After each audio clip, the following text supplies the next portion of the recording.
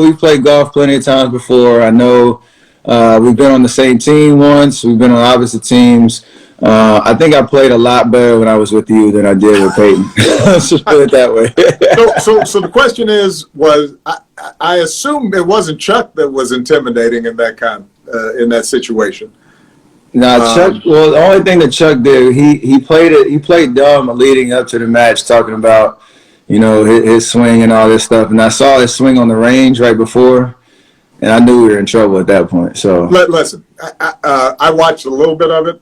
Steph is a unbelievable golfer, much better golfer than I am. But there's always a but. Well, the but is that if you play against a Hall of Fame professional golfer, all Chuck had to do was get it in some grass, and he will get the next shot on the green, right? 100%. It really didn't matter where it was. So, and Chuck was a better putter than I expected. That is for sure. He definitely, if it was anywhere around the green, he knew exactly what to do. So if you hit a 7-iron off a par 5, I think Phil's coming up and gonna do his thing. That's what I knew. We got the first hole. It was all downhill from there. So I just need to get back with you. Yeah, I just need to get back with you and get my confidence back. That's all. We'll make that happen. Absolutely. I appreciate you taking some time to talk to me. I know you're a busy man. I know you have a lot going on and a lot of wisdom to share with a lot of different people. But obviously, I got this little amazing piece of work back here, and I know you have a lot of experiences and part of your journey to share. I'm tech savvy. I'm just happy we got this connected. I was a little nervous. I think it's fair to say that I had a lot of help. Off camera, I got some support staff that gave me a little assist too, so it's all good. How you doing, man? How's the family? How was Thanksgiving? I'm doing great. Thanksgiving was great. It was a good time. Had a nice small gathering at the house, a little meal Aisha threw down. It was amazing. I know she did. She can throw down. She can throw down. Speaking of like the pressures that we all feel like we face, I know as fathers, whatever career path you've chosen, trying to provide for your family, there's always that balance of pressure, right, between finding success in your career versus, being there, being present with your family. Right. And I can't imagine if we feel this, as a professional athlete and any other walk of life, that as the president of the United States, it felt exponentially higher. And I just kind of want to start there in terms of, having been through 8 years of your presidency and now, out of office. How would you frame that experience of balancing all the pressures in life, knowing that you wanted to succeed at everything? Well, look, I think that a lot of the book, it talks about the fact that the White House is obviously different, and the presidency is different. In a lot of ways, it's a job, and the White House was where my family was living, and the same kinds of issues that I think we all struggle with, that was part of our journey. A lot of times during my political career, Michelle wasn't feeling the amount of time and stress that I had to devote to what I was doing. She believed in the work, but she also felt as if this was exposing our family to stresses and putting us out there in ways that she didn't always feel comfortable with. I'm pretty honest in the book about, she was not wild about me running for president, mm-hmm. and I don't blame her because we had already gone through a lot. Even before I'd run for president, I'd been involved in a U.S. Senate race, and I was traveling the country and missing, events at home, and the burden was on her because one difference between being a U.S. senator running for president and, let's say, a all NBA basketball player, right, is you still have some financial strains when you are a U.S. senator, and you got two households, and because I was going back and forth from DC. Washington to back to Chicago, and I describe in the book, I said, look, the times were tight. Michelle had to work still. She's got 2 little kids. So figuring that out was challenging. One of the things that I write about that we were worried about was how would it be to raise kids in that kind of environment. And I know you and Aisha are experiencing some of this. Just by virtue of their being your kids, they're in the limelight in some ways. And Michelle and I understood, I think, kind of early on that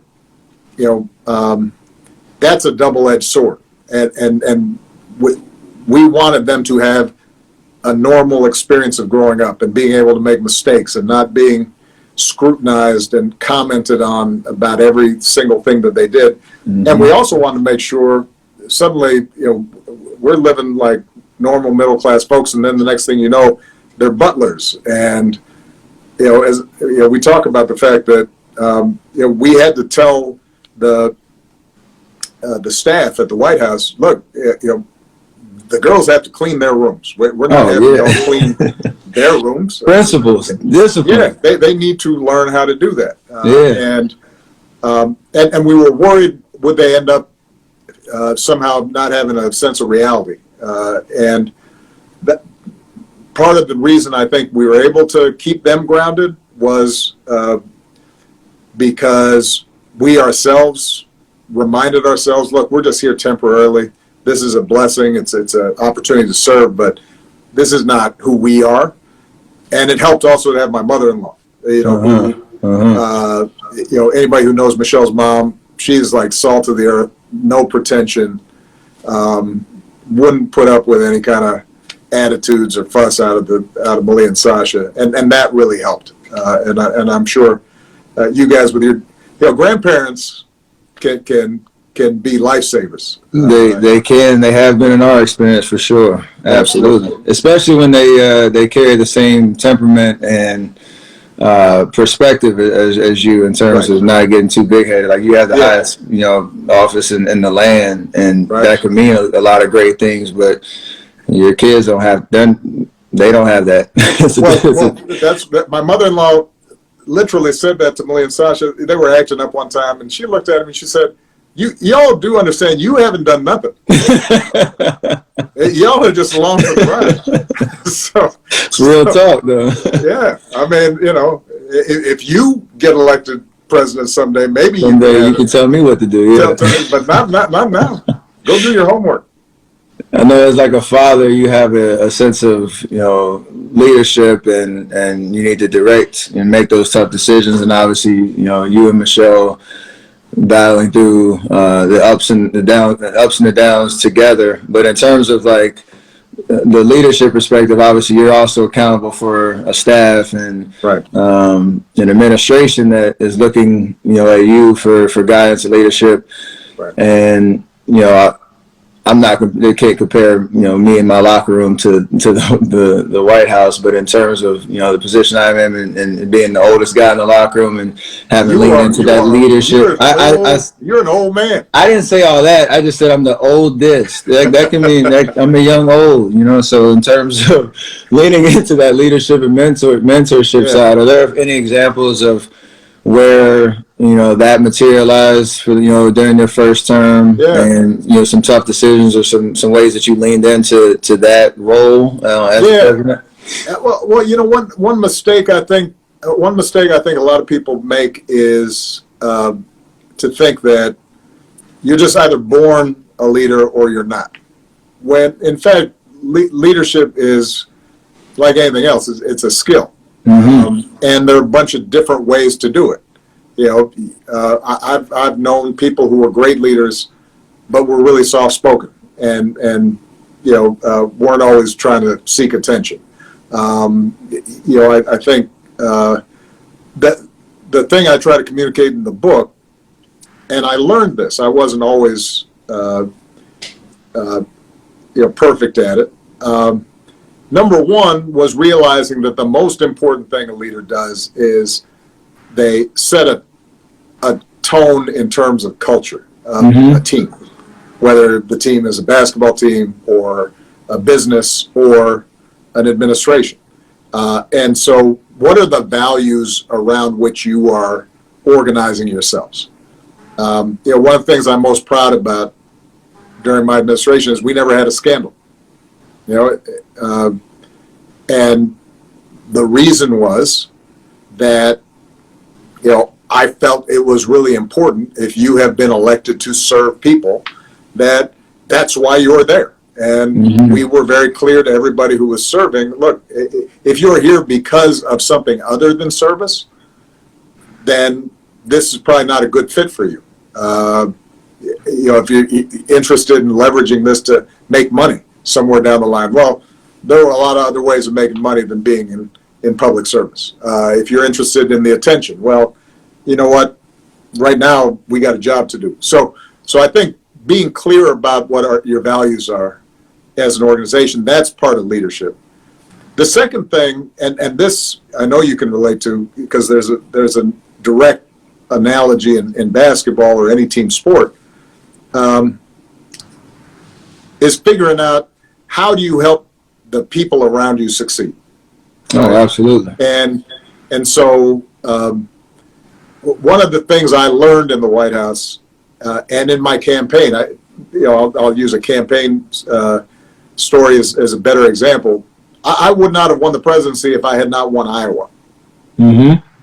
Because that was the first big test, the first state where you have an election contest back in 2007, 2008. And, it was 98% white, a lot of rural voters.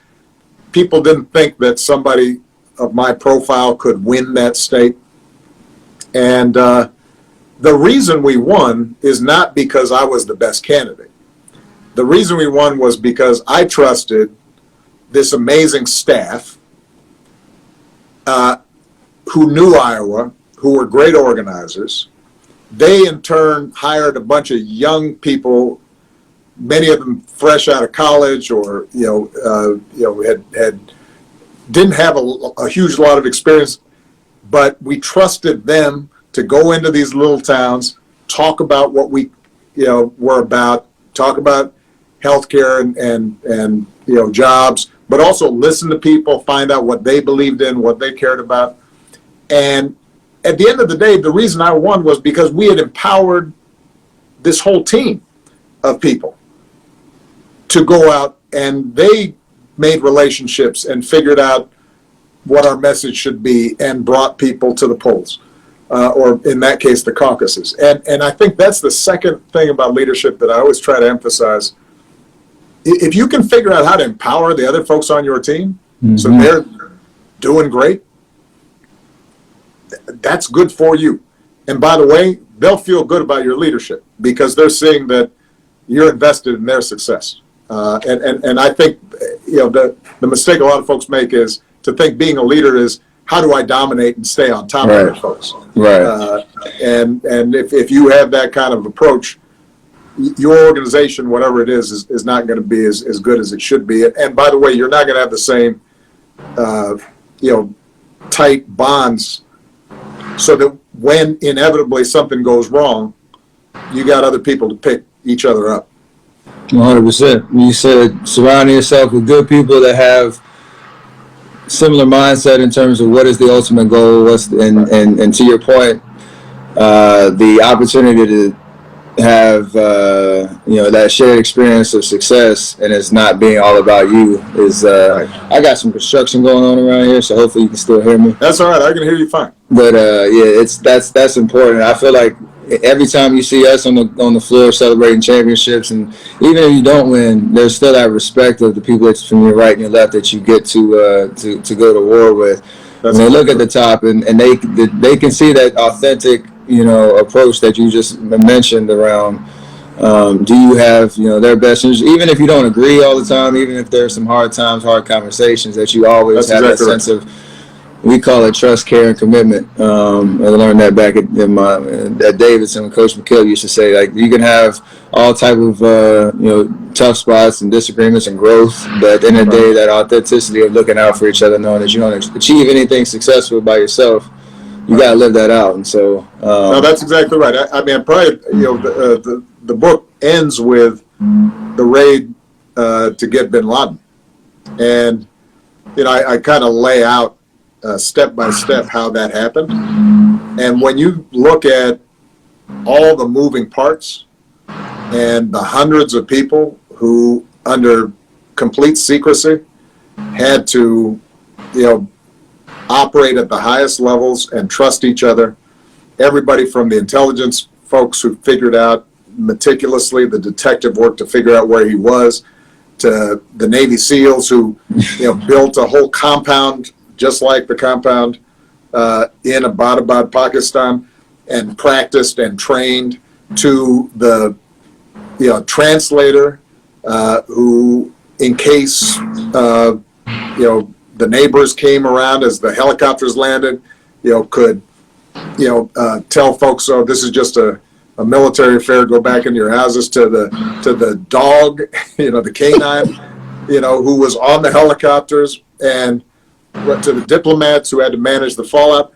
You look, and it's a perfect example of what you described, and that's part of why I end the book, because I want people to see when government works, when any important thing happens, it is because we're doing it as a group, collectively, with a shared sense of mission.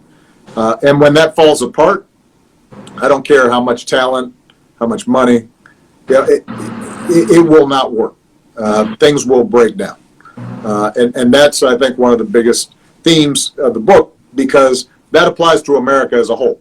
Right? 100%. We're in a moment where we're really divided right now. And it's just really important for us to remind ourselves, when we send a man to the moon, or, we defeat, the Axis powers in World War II and defeat fascism, or, any of the seminal moments of American history. There may have been a leader who helped make that happen.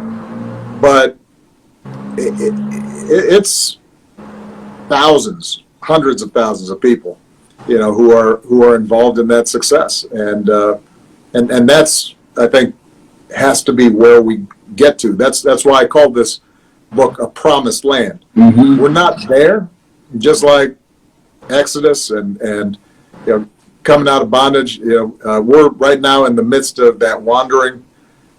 40 years in the desert, and it may be it's our kids or our grandkids who get there. But what I know is that in the same way, biblically, when folks start turning on each other and worshiping false idols, it makes us more lost. If we're to make progress as a country, it's going to be because we get past some of these divisions that have in some cases been around for hundreds of years. Like when you come out and you give your speeches, or when you have that stature about you, I always have this kind of imagination that right before you come out, like you and Michelle just had some real serious conversation. She gave you some good wisdom right before you turn the corner, because that's my experience with Aisha. That's what I know. She keeps it real and always kind of. There's a little gem of some kind of idea that I wasn't even thinking about. I'm like, you know what, you're right. I need to implement that into what I'm doing. Can you kind of maybe give us an example of maybe a hard decision that Michelle was instrumental in helping you land in the right spot, or somewhere that she influenced the way that you presented yourself? I think. We've been married almost 30 years now, and so she's so woven up in me, and like I don't even know.